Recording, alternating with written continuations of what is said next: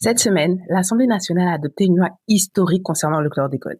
Pour la première fois, l'État français reconnaît officiellement sa responsabilité dans ce scandale sanitaire qui touche la Guadeloupe et la Martinique depuis des décennies.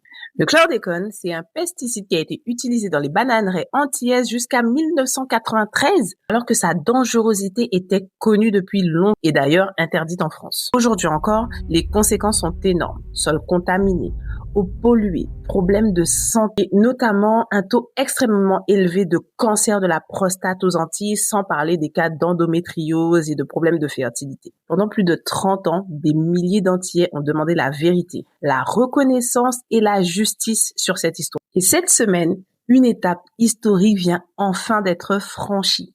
La loi prévoit la reconnaissance des préjudices sanitaires et environnementaux, un meilleur accompagnement des victimes et le renforcement des recherches et des actions de dépollution.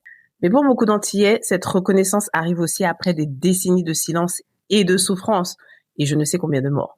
Parce que le scandale du chlordécone, ce n'est pas seulement une question écologique, c'est véritablement une question de santé, de mémoire, de justice et de dignité pour le peuple antillais. Alors à ton avis, cette loi, c'est une bonne chose? Est-ce qu'on va enfin être indemnisé et reconnu